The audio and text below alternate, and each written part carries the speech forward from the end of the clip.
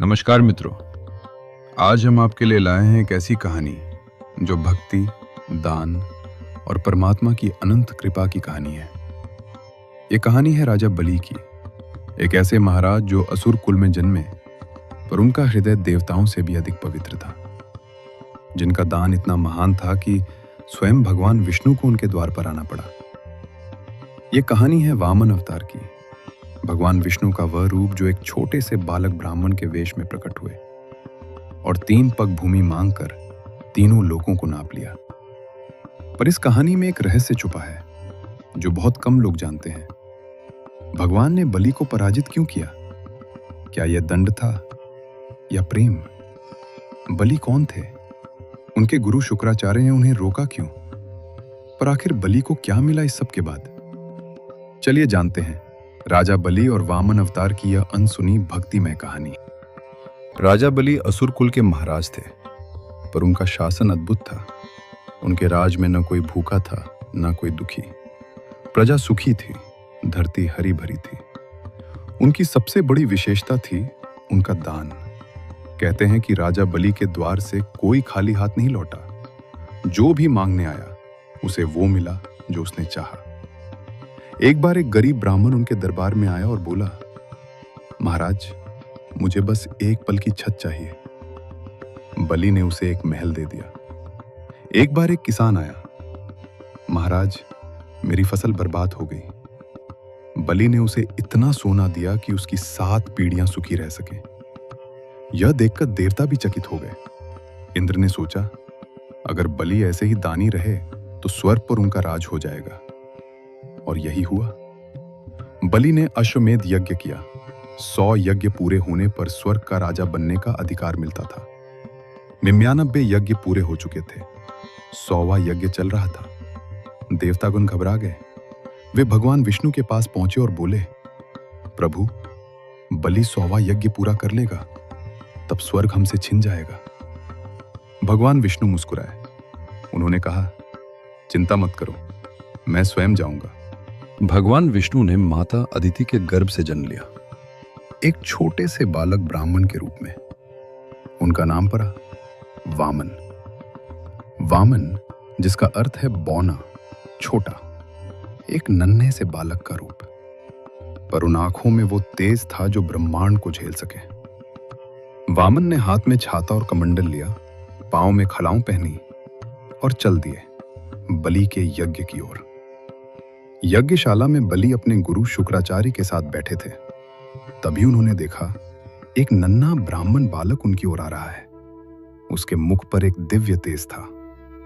बलि का हृदय पिघल गया। वे स्वयं आगे आए और उस बालक का स्वागत किया। हे बालक, आपका स्वागत है। बताइए आपको क्या चाहिए? मैं आपको वचन देता हूं, जो मांगेंगे वो मिलेगा। वामन बालक मुस्कुराए। उनकी आंखों में एक अनोखी चमक थी जो प्रेम और परीक्षा दोनों की थी। वामन ने कहा, हे महाराज, मुझे बस 3 पग भूमि चाहिए। बलि हंसे, बस इतना? 3 पग भूमि? महाराज, आप तो बहुत कम मांग रहे हैं। मांगिए, राज्य मांगिए, धन मांगिए। वामन ने कहा, नहीं महाराज, 3 पग भूमि ही पर्याप्त है। तभी शुक्राचार्य ने बलि को रोका।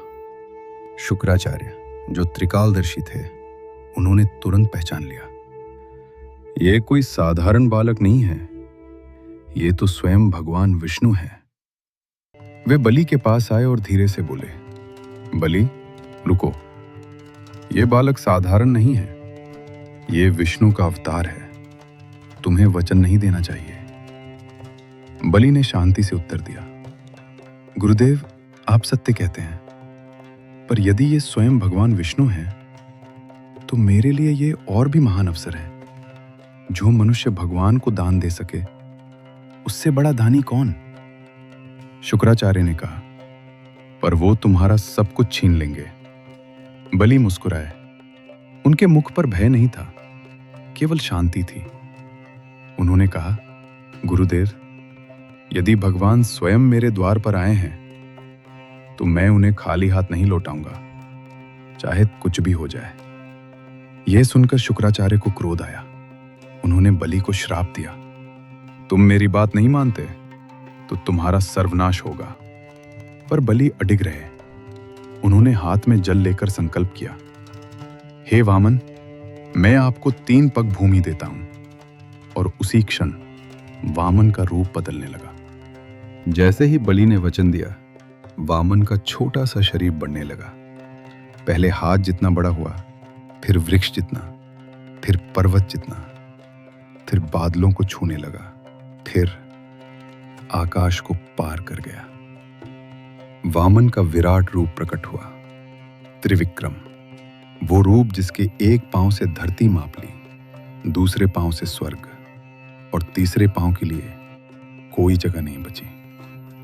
उपस्थित सभी लोग भयभीत हो गए। यज्ञशाला में हाहाकार मच गया। प्रथम पग वामन ने पूरी पृथ्वी को नाप लिया। समुद्र, पर्वत, वन, नगर सब एक ही पग में। द्वितीय पग वामन ने स्वर्गलोक को नाप लिया। इंद्र का महल, देवताओं के नगर सब। अब तीसरा पग कहाँ रखे? भगवान ने बलि की ओर देखा। बलि के मुख पर एक भी शिकन नहीं थी। उन्होंने शांति से अपना मस्तक आगे किया और बोले, प्रभु, तीसरा पग मेरे सिर पर रखिए। यह क्षण था जो इतिहास में अमर हो गया, जब एक भक्त ने अपना सर्वस्व, अपना अहंकार, अपना राज्य, अपनी स्वतंत्रता, सब कुछ अपने प्रभु के चरणों में अर्पित कर दिया। जब भगवान ने बलि के मस्तक पर पग रखा तो कुछ अद्भुत हुआ। बलि नीचे धंसने लगे, पाताल की ओर, पर उनके मुख पर मुस्कान थी, आंखों में आनंद था, क्योंकि वो जानते थे भगवान का स्पर्श मिला है। तब भगवान विष्णु का हृदय पिघला।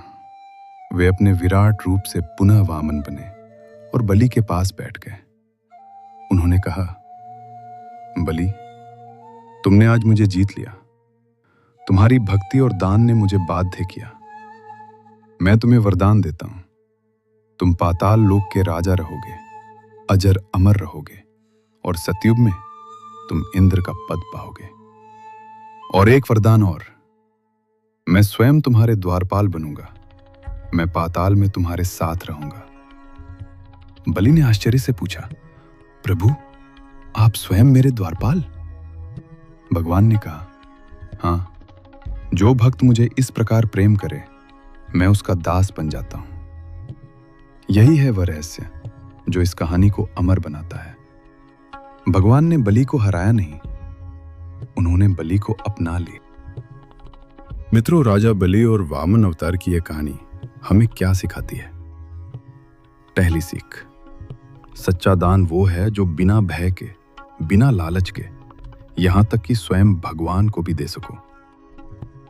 दूसरी सीख, जब हम अपना अहंकार, अपनी इच्छाएं, अपना सब कुछ भगवान के चरणों में अर्पित कर देते हैं, तब भगवान स्वयं हमारे हो जाते हैं। तीसरी सीख, बलि असुर थे, पर उनकी भक्ति और दान की वजह से भगवान स्वयं उनके सेवक बन गए।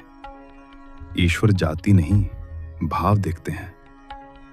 आज भी केरल में ओणम का त्योहार इसीलिए मनाया जाता है, राजा बलि की याद में। मान्यता है कि बलि हर वर्ष एक बार अपनी प्रजा से मिलने आते हैं। राजा बलि, जिन्हें भगवान ने हराया नहीं बल्कि अपना लिया। जय बलि महाराज, जय वामन देर, जय श्री हरि। अगर यह कहानी आपके मन को छू गई तो इसे अपने परिवार के साथ जरूर शेयर करें, लाइक करें और चैनल को सब्सक्राइब करें। हर हफ्ते ऐसी ही अनसुनी पौराणिक कहानियां आती रहेंगी।